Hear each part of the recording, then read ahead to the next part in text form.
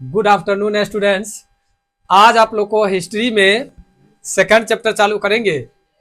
ठीक है, देखिए हमारे महानुभाव सब शांत रहो ना भाई। ठीक है, पहला चैप्टर हम आप लोग को इसका बतला दिए थे और मुझे उम्मीद है जो आप लोग को समझ में आया होगा। इतना ना इसका टॉपिक सटीक बना करके लाए हैं जो आप लोग को आसानी से समझ में आ जाता है। आज हम चालू करेंगे समाजवाद एवं साम्यवाद। ठीक है, ये चैप्टर थोड़ा बड़ा है, इसमें समय लगेगा। तो आप लोग ये नहीं जब मन उकस जाए, जैसे क्लास में सोने लगते हैं ऐसे ही नहीं, जब वीडियो चालू कर लीजिएगा सो जाइएगा। ठीक है, पढ़ना पड़ेगा। 8 चैप्टर है आपको। ठीक है, 8 चैप्टर पढ़िएगा तब जा करके तैयारी होगा आपको 40 नंबर का। और 40 नंबर कहाँ, 35 नंबर का रहता है या 36 नंबर का। 5 सब्जेक्ट रहता है। ठीक है, देखिए कहता है समाजवाद और साम्यवाद दोनों का उद्देश्य होता है समानता स्थापित करना। ठीक है, समाजवाद और साम्यवाद दोनों का उद्देश्य होता है समानता स्थापित करना। एक व्यक्ति दूसरे व्यक्ति के समान हो, किसी के साथ कोई भेदभाव न हो, सब किसी को सामाजिक, आर्थिक और राजनीतिक समानता मिले, इसी को समाजवाद एवं साम्यवाद कहते हैं। समझ गए? लेकिन हमारे यहाँ क्या होता है, एक दूसरे को कहना जाए तू पढ़ेगा कमजोर, तू गरीब है, ऐसे करके एक दूसरे को मतभेद उत्पन्न कर देता है। और हमारा समाज जो है इसी मतभेद के कारण दिन प्रतिदिन नीचे की ओर जा रहा है। ठीक है, आज मैंने ठीक है एक न्यूज देखा। आज मैं एक न्यूज देखा, उसमें क्या देखा, जो एक कोई नाम नहीं बोलेंगे विधायक जी का, उनको शपथ पत्र जो होता है विधानसभा में शपथ पत्र शपथ ग्रहण होता है, जो शपथ ग्रहण कर रहे थे तो शपथ ग्रहण वाला जो पेपर होता है वो पेज नहीं पढ़ पा रहे। ठीक है, एक नेता तो पहुंचे ही नहीं। नाम मैं नहीं बतला सकता आप लोगों के बीच, क्योंकि मैं राजनेता नहीं और मैं किसी नेता का नाम आप लोगों के बीच समझ गए। अब बताइए, वो हमारे राज्य बिहार के विधायक हैं, जीते हैं कितना वोट से पता है? 80,000 वोट। और हमारे देश के, हमारे बिहार के ही 4 ऐसे महापुरुष समझिए, जिसमें से 2 मेरे जाति से हैं, 2 वालों का नाम लेंगे, बिपिन यादव था और एक पीसी सिन्हा था। समझिए, 2 राजनीति, उनका दुख पढ़ करके क्या से क्या बन गया, पीसी सिन्हा का दुख पढ़ करके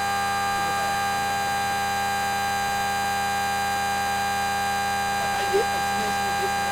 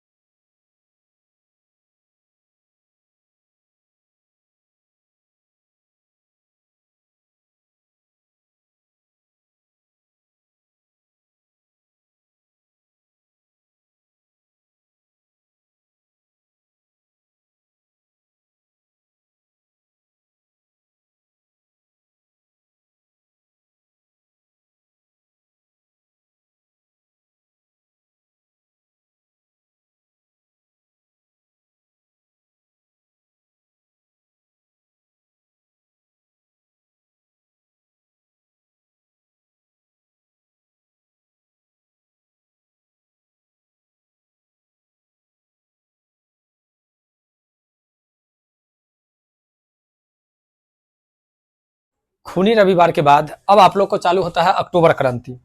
ठीक है, अक्टूबर क्रांति जो है ये भी आप लोग के लिए इंपॉर्टेंट है।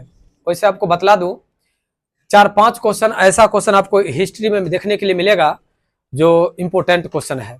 जैसे खूनी रविवार, इस चैप्टर का खूनी रविवार है, आपको एगो अक्टूबर क्रांति है, एक और है वो आगे जाकर के आपको मिलेगा माइलीगांव की घटना वाला, एगो एजेंट ऑरेंज वाला मिलेगा। ये सब इस हिस्ट्री का बड़ा इंपॉर्टेंट चैप्टर है, समझ गए, टॉपिक है। देखिए अब कहता है आपको अक्टूबर क्रांति वाला में क्या होता है सो देखिए। ठीक है, मार्च की क्रांति कहिए, इसी को अक्टूबर क्रांति में है। ठीक है, हाँ रुक जाइए पहले, आप लोग पहले रुक जाइए, पहले ये समझ लीजिए इसमें कोई आदमी को कोई दिक्कत खूनी रविवार वाला में, खूनी रविवार वाला में तो कहीं से कोई दिक्कत नहीं, रोशनी ने देखबो नहीं करता है, गर्दन हिला देता है, से समझ गए। देखिए क्या कहता है मार्च की क्रांति में सो 7 मार्च 1917 को पेट्रोग्राड वर्तमान लेनिनग्राद की सड़कों पर किसान मजदूरों ने जुलूस निकाला। उन्होंने रोटी दो के नारे लगाए। अगले दिन 8 मार्च को कपड़े की मिलों की महिला मजदूरों ने बहुत सारे कारखानों में रोटी की मांग करते हुए हड़ताल का नेतृत्व किया, जिसमें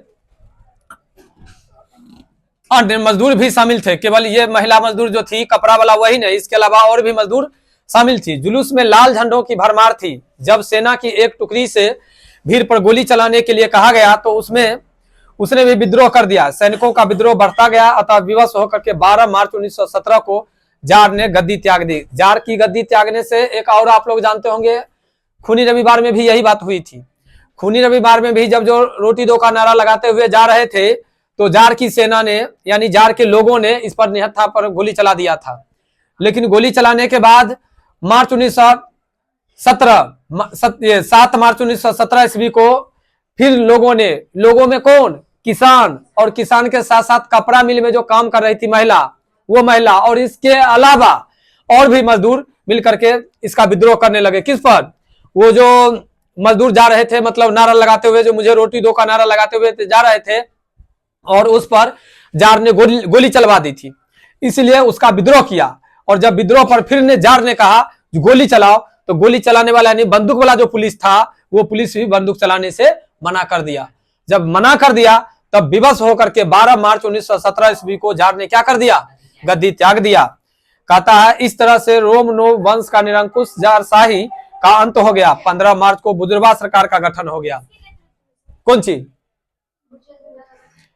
तो ये नहीं, तो इसका अंत हो गया, तो इसका अंत हुआ तो कोई तो आएगा ना, तो उसके नीचे जो होगा वो बन गया। देखिए पहले क्या होता था बउआ, प्राचीन समय में, यानी जिस समय की ये सब घटनाएं थी, तो उसी में से जैसे अभी अपना लोग चल रहे हैं ना, तो जैसे मान लीजिए अभी आप राजा हैं और आपके राजा में महामंत्री हम हैं, तो आप जैसे ही छोड़ेंगे तो हम उसमें मंत्री मतलब बन जाएंगे हम। क्या कुछ कहना है क्या? अब कौन आया? ठीक है, बुजुर्गा सरकार का गठन हो गया। कहता बाद में बुजुर्गा सरकार गिर गई तथा करेंस्की के नेतृत्व में एक उदार समाजवादियों की सरकार गठित हुई। बोल्शेविकों ने इस सरकार को भी स्वीकार नहीं किया। बोल्शेविक पार्टी जानते हैं ना, ऊपर में जो था, बोल्शेविक पार्टी के बारे में क्या जानते हैं बताइए? बोल्शेविक क्रांति वो क्रांति जिसमें ज्यादा मत वाले होते हैं उसे हम बोल्शेविक बोलते हैं, और जो अल्प मत वाले होते हैं उसे हम मेल्शेविक बोलते हैं। देखिए ये आपको पहले ही पढ़ा दिया गया था। बैठिए, अब देखिए कहता है क्या, सर्वहारा वर्ग क्या था? कहता समाज का वैसा वर्ग जिसमें किसान, मजदूर एवं आम गरीब लोग शामिल थे, उसको हम लोग सर्वहारा वर्ग कहते हैं। आपको ये अति लघु उत्तरीय प्रश्न है, जो सर्वहारा वर्ग किसे कहते हैं, तो ध्यान रखिएगा, सर्वहारा वर्ग जिसमें सभी वर्ग के लोग आते हैं। सभी वर्ग मतलब क्या? तो किसान, मजदूर एवं सामान्य लोग। ठीक है, रूसी समाज 2 वर्गों में बटा था। जो बहुमत वाला दल था वह बोल्शेविक कहलाया, और अल्प मत वाला दल मेंशेविक कहलाया। अभी जस्ट ये लड़की बतलाई ना आप लोग को, बोल्शेविक जो ठीक है अत्यधिक दल वाला था यानी शक्तिशाली था, उसको हम लोग बोल्शेविक कहते थे ना। अब देखिए बोल्शेविक क्रांति के बारे में अब आपको नीचे पढ़ना है। क्यों पढ़ना है? तो यहाँ पर देखिए कहता है समाजवादियों की सरकार गठित जब हुई थी तो बोल्शेविकों ने इस सरकार को भी ठुकरा दिया था। बोल्शेविक जो था वो अधिक मत वाला था, तो जिसके पास में शक्ति रहेगी तो वो तो बोलबाला रहेगा ही ना। अब देखिए ये बोलबाला में क्या करता है सो, इसी समय लेनिन का उदय हुआ। जार की सरकार ने लेनिन को निर्वासित कर दिया था। जब रूस में मार्च 1917 की क्रांति हुई तो वह जर्मनी की सहायता से रूस पहुंचा। तब रूस की जनता का उत्साह बढ़ गया। जैसे ही रूस पहुंचा तो वहां पर एक और मतलब मान लीजिए कुछ लोग और आया तो उसकी क्या हो गई, अपने आप में हिम्मत बढ़ा। हिम्मत बढ़ने के बाद लेनिन ने घोषित किया कि रूसी क्रांति पूरी नहीं हुई है, अतः एक दूसरी क्रांति होना जरूरी है। यहाँ पर लेनिन ने 3 नारे दिए, एक भूमि, दूसरा शांति और तीसरा रोटी। अब भूमि, शांति और रोटी की बात आई तो मुझे एक बात याद आया, आप लोग बतला सकते हैं, थोड़ा इतिहास में है हम लोग, पीछे की बात में इसी पर हम बतलाते हैं। भारत के ऐसे प्रधानमंत्री का नाम बताइए जो किसी के सामने झुका नहीं, बतला सकते हैं? ऐसे 3 महापुरुष हमारे देश भारत में प्रधानमंत्री के रूप में आए जो कभी किसी के नजदीक झुके नहीं। और उसमें पहला नाम है आपको, ठीक है, जय जवान जय किसान का नारा किसने दिया था? लाल बहादुर शास्त्री। लाल बहादुर शास्त्री का आप लोग के बीच में 2 मिनट कहना चाह रहे हैं। लाल बहादुर शास्त्री एक ऐसे हमारे देश के प्रधानमंत्री थे, जब उनका बेटा पढ़ाई कर रहा था ना कोई ट्यूशन, तो ट्यूशन फी देने के लायक उनके पास पैसा नहीं थी। तो जब 3 महीना हो गया था तो ट्यूशन वाले सर बोले जो मैं आपको अब पढ़ाने से इनकार करता हूं। तो वह एक एप्लीकेशन लिखे और एप्लीकेशन में नीचे में लिखे लाल बहादुर शास्त्री। जब लाल बहादुर शास्त्री, तो उसे लगा जो एक सामान्य व्यक्ति है, जब आकर के मिले तब पता चला। दूसरी उनकी एक कहानी है, वो जो कार लिए थे मेस्टर कार, लोन पर था, वो लोन नहीं सधा पाए। उनकी पत्नी, जब वो मर गए तो उनकी पत्नी उसकी लोन की भरपाई की। बताइए, जबकि वो हमारे देश के प्रधानमंत्री थे। जब एक बार, ये कहानी है, आपको समझ गए ना, ईस्वी सन मुझे याद नहीं है, लेकिन एक बार, ठीक है ना, भूखमरी हुई थी। तो उस समय में गेहूं देने का काम कर रहा था आपको वो अमेरिका, समझ गए ना। अमेरिका जब गेहूं दे रहा था तो अमेरिका वर्चस्व जमाना चाहा, किस पर? भारतवासी पर। तो यही हमारे, ठीक है, लाल बहादुर शास्त्री कहे जो हम भूखे रह सकते हैं लेकिन किसी के आगे झुक नहीं सकते हैं। और ठीक है, हड़ताल कर दिए, ठीक है, अनशन पर बैठ गए। और वही कहे जो, ठीक है, जय जवान जय किसान, यानी किसानों को मजबूत किया उन्होंने। पहला नेता आपको बतला दिए कौन? लाल बहादुर शास्त्री।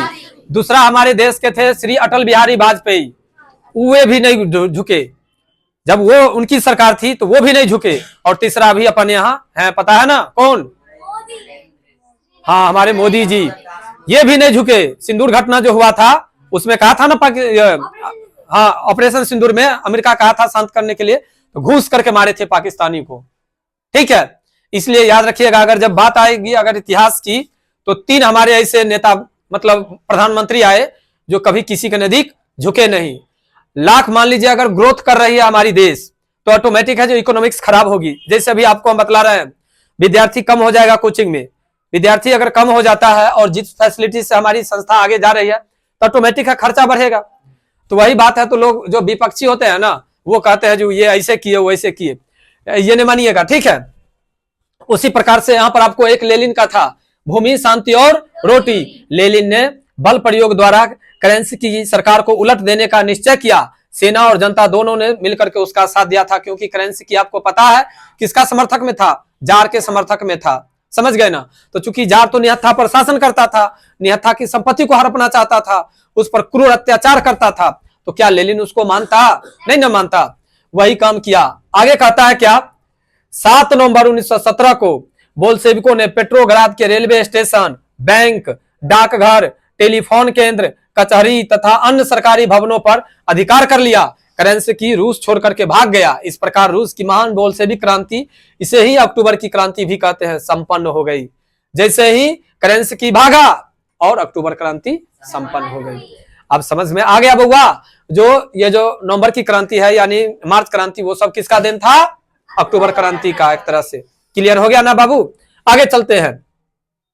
इसीलिए वहां पर हम कहे जो अभी जो हम तुमसे जिक्र करें, इससे अच्छा है जो थोड़ा आगे बतला दें, तब तुमको क्लियर हो जाएगा। अब तो बउआ तुमको क्लियर हो गया ना, जो बोल्शेविक क्रांति हो, चाहे नवंबर की क्रांति हो, चाहे मार्च की क्रांति हो, ये सब का रीजन क्या था? अक्टूबर क्रांति। अक्टूबर क्रांति का कारण समझ गया? लेनिन क्या नारा दिया था? भूमि, शांति और रोटी। ये भूमि, शांति और रोटी 3 नारा क्यों दिया था? क्योंकि इसके अकॉर्डिंग अभी रूस पूरी तरह से स्वतंत्र नहीं हुआ था। स्वतंत्र होने के लिए, जनता को जागरूक करने के लिए भूमि, शांति और रोटी का नारा दिया। और नारा देते हुए, ठीक है, कहां कहां? तो पेट्रोग्राद के रेलवे स्टेशन, बैंक, डाकघर, टेलीफोन केंद्र, कचहरी तथा अन्य भवनों को अधिकार में कर लिया। तो अब जब मान लीजिए मैन जगह पर अधिकार कर ही लिया तो केरेंस्की क्या करता, ठीक है। हाँ, सत्ता पर कब्जा करने के पश्चात लेनिन जर्मनी से ब्रेस्ट लिटोवस्क की संधि की तथा प्रथम विश्व युद्ध से बाहर हो गया। कौन? लेनिन। प्रथम विश्व युद्ध के बारे में आप लोग को जानकारी है ना। देखिए पहले यहां से आपको पता चल रहा होगा, ये जब प्रथम विश्व युद्ध हुई थी 1914 से लेकर के 1918 तक, और उसी बीच में ये रूस की भी क्रांति हुई थी। इसका मत 1916 में छोड़ा था। कौन चीज प्रथम विश्व युद्ध। बतला रहे हैं ना, ये क्रांति हुई, लेकिन क्रांति जब इसमें पूर्ण रूप से आया तो ये जो क्रांति मतलब इसमें भाग लिया, तो इससे पहले वो क्या कर दिया, गद्दी त्याग दिया। गद्दी त्यागने का मतलब कि प्रथम विश्व युद्ध से ये अलग होकर के किस पर अधिकार कर लिया ये, ठीक है, रूस को स्वतंत्रता दिलाने में अपना मग्न हो गया, ठीक है। क्योंकि आपको जानकारी होना चाहिए प्रथम विश्व युद्ध जो हुआ था पूरे विश्व के लिए था, तो जब अगर वो प्रथम विश्व युद्ध में शामिल होता तो फिर रूस को क्या वो स्वतंत्र कर पाता, इसलिए वो गद्दी त्याग दिया था। चलिए, इसी समय रूस में गृह युद्ध की समस्या भी उत्पन्न हुई, जिसमें अमेरिका, जापान, ब्रिटेन और फ्रांस ने हस्तक्षेप करते हुए सोवियत रूस पर आक्रमण कर दिया। विदेशी हमलों से रूस को बचाने के लिए ट्रॉट्स्की के नेतृत्व में एक विशाल लाल सेना गठित की गई। लाल सेना ने सफलतापूर्वक विदेशी हमले का सामना किया। दूसरी तरफ आंतरिक विद्रोहों को दबाने के लिए चेका नामक गुप्त पुलिस संगठन बनाया गया। यह अचानक छापा मारकर विद्रोहियों को गिरफ्तार कर लेती थी। इस तरह लेनिन आंतरिक विद्रोह को दबाने में सफल रहा। देखिए, किसके नेतृत्व में बनाया गया था? तो लेनिन के नेतृत्व में बना था, नहीं देख रहे हैं। अब समझिए लेनिन कितना खतरनाक आदमी था, कितना सुंदर नेता था, जो यह, ठीक है, अंदर अंदर काम करके और सब कुछ से ये, ठीक है, सक्सेस रहा। इस तरह कहा जाता है, समझ गए। यहां पर जो दिया, जो हाँ, दूसरी तरफ आंतरिक विद्रोह, ये जो रूस में आंतरिक विद्रोह जो हुआ उसमें क्या होता है, आप लोग एक कहानी सुने होंगे, जो अगर अलग अलग अगर रहेंगे तो कोई भी आदमी बाहर से अटैक कर देंगे, लेकिन अगर आपस में मिल करके रहेंगे तो कोई बाहरी आदमी अटैक नहीं करता है। वही बात हुआ जब रूस, सोवियत रूस में अंदर से, ठीक है, टूटने की बारी आई तो सब बाहर विदेश वाला, क्योंकि आपको पता होगा जिस समय में जापान, रूस, ब्रिटेन, फ्रांस, ये सब शक्तिशाली राष्ट्रों में से एक था। तो रूस तो अपने आप में एक हीरो था ही, और जब रूस के अंदर में, ठीक है, अपने आप में कला होने लगा तो ऑटोमेटिक है दूसरा देश आक्रमण करेगा ना। देखते होंगे घरे में अगर जब ही अगर आपके घर में अगर झगड़ा होगा, लड़ाई होगा, तो बाहर वाला मजा लेता है। क्या यहां पर से क्लियर हो गया ना। आगे आइए, अब क्या कहता है सो देखिए। कहता है लेनिन ने एक शक्तिशाली केंद्रीय सत्ता की स्थापना की। सन 1918 में विश्व का पहला समाजवादी शासन स्थापित करने वाला देश रूस, नया संविधान बनाया गया, रूस का हो गया, नया संविधान बनाया गया। इसके द्वारा रूस का नाम सोवियत समाजवादी गणराज्यों का समूह के रूप में परिवर्तित किया गया। यानी 1918 में, जिस समय में प्रथम विश्व युद्ध समाप्ति के कगार पर था, ठीक है, लेनिन के नए संविधान के द्वारा 18 वर्ष से अधिक उम्र वाले वैसे नागरिकों को मताधिकार प्रदान किया गया। बैंकों, परिवहन एवं रेलवे का राष्ट्रीयकरण किया गया। शिक्षा पर से चर्च का अधिकार समाप्त कर उसका भी राष्ट्रीयकरण कर दिया गया। लेनिन ने बोल्शेविक दल का नया नाम बदल करके साम्यवादी दल का कर दिया और लाल रंग के झंडे पर हंसुए हथौड़े को सुशोभित कर देश का राष्ट्रीय झंडा तैयार किया। इसके बाद से यह झंडा साम्यवाद का प्रतीक बन गया। अपने यहां भी हंसे हथौड़ा तारा छाप था ना, उजारपुर का, इधर का रामदेव वर्मा का पार्टी था। इसने बड़े भूस्वामियों की भूमि किसानों के बीच पुनर्वितरित किया गया। लेनिन ने 1921 ईस्वी में नई आर्थिक नीति की भी घोषणा कर दी। नई आर्थिक नीति की घोषणा मतलब समझ गए ना। यहाँ पर क्या कर दिया, उसका नाम बदल, पार्टी का नाम बदल दिया। पार्टी का नाम बदलने के बाद जो जमींदार जो थे, यानी जमीन का मालिक कोई और, उपजाएगा कोई और, तो सभी जमीन जो मालिक से था वो लेकर के किसानों के बीच बांट करके एक नई शिक्षा नीति की घोषणा की। कितना ईस्वी में? 1921 में। अगर आपका क्वेश्चन आता है जो नई आर्थिक नीति की घोषणा कब की गई, तो 1921 में। कौन किया? लेनिन। याद रहेगा ना। चलिए, नई आर्थिक नीति में क्या क्या बातें थी सो देखिए। किसानों से अनाज लेने के स्थान पर एक निश्चित कर लगाया गया।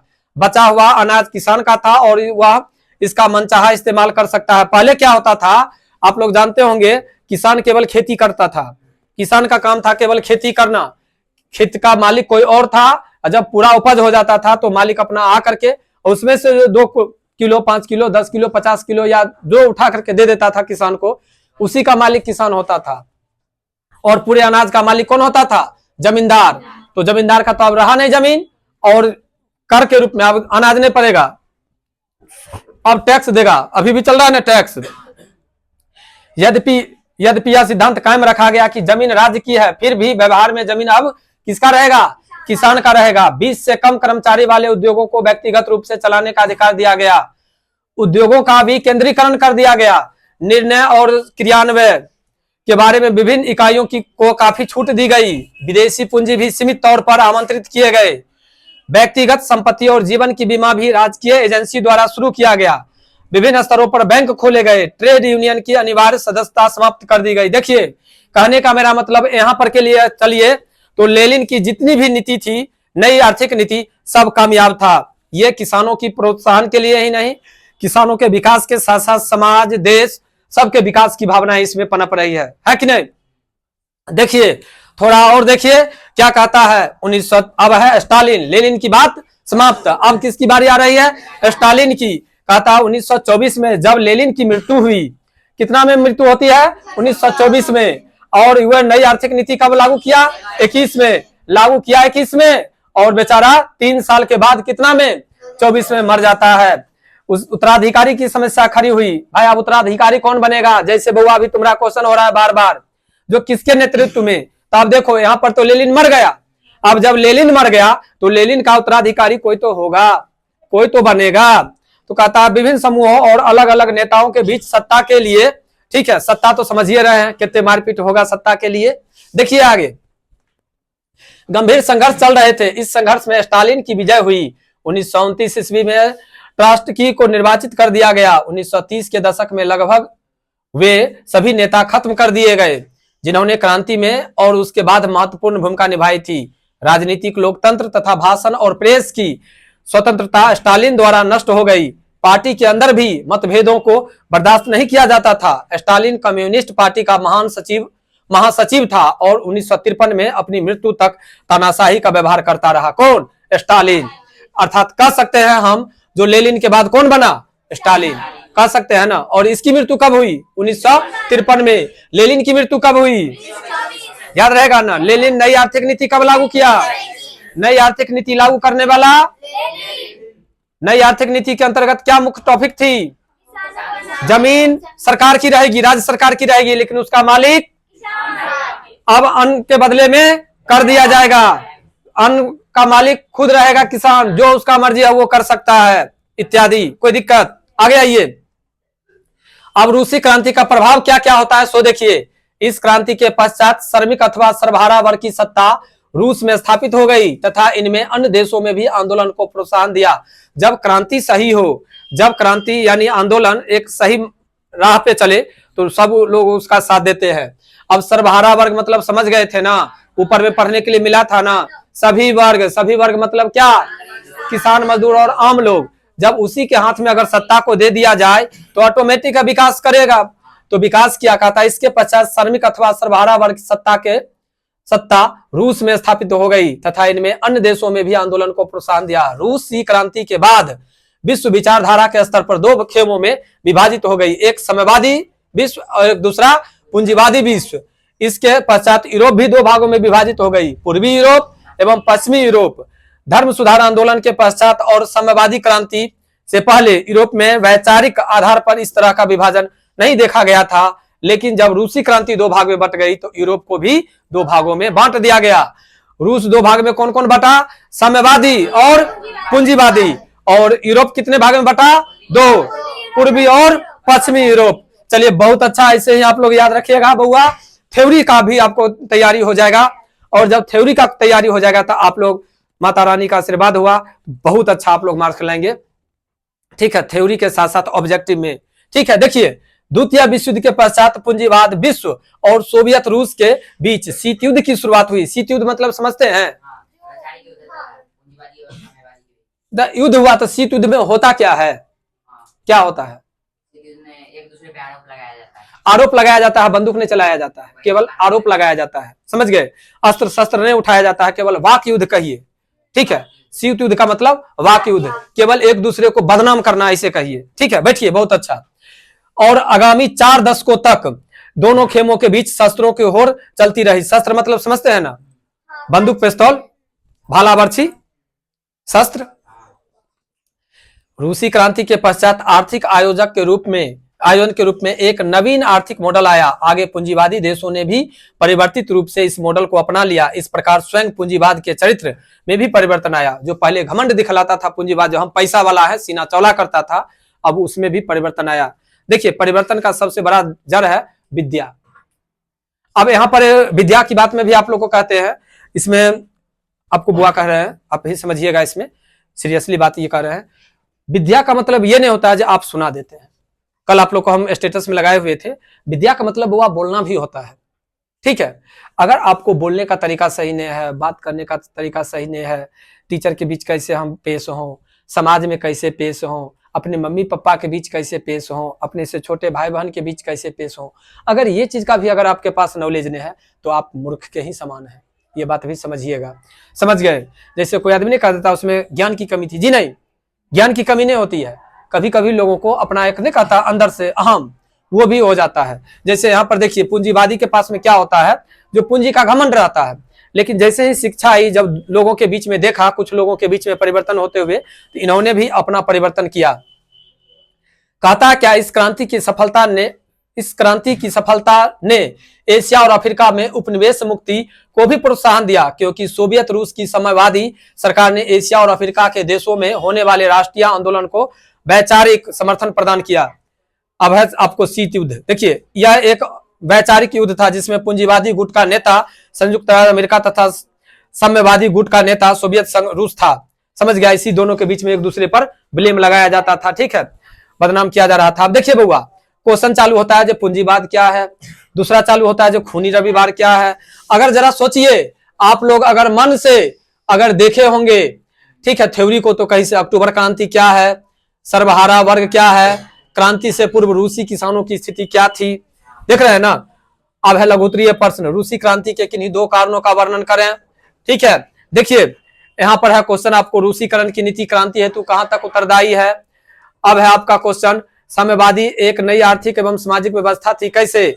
नई आर्थिक नीति मार्क्सवादी सिद्धांतों के साथ समझौता था, कैसे? अगर मन से क्वेश्चन को देखें तो क्या लग रहा है, प्रथम विश्व युद्ध में रूस की पराजय क्रांति हेतु मार्ग प्रशस्त किया था। यहाँ पर जरा सोचिए, अभी आपको बतलाया है ना, जहां पे आप बोले थे सर ये तो इतना ही में अलग हुआ था, कितना में, 1916 में, और जीत कितना में रूस को करवाया था, 17 में। वहां से अगर तनिया देख लेंगे तो यह क्वेश्चन का आंसर निकल जाएगा ना आपको। अब देखिए, इसके बाद है आपको दीर्घोत्तरीय क्वेश्चन, यानी क्या कहें बाबू, अगर आप लोग मन से सुंदर से अगर थ्योरी को देख लिए हैं, थ्योरी को अगर समझ लिए हैं, तो दूसरा चैप्टर आप लोग चुटकी बजा करके कल याद करके ले आएंगे। ठीक है, और मुझे उम्मीद है जो अगर आप लोगों ने ये देखा है तो अच्छा से आप लोग को याद हो जाएगा। ठीक है, फिर मिलते हैं आप लोग को कल तीसरा चैप्टर के साथ।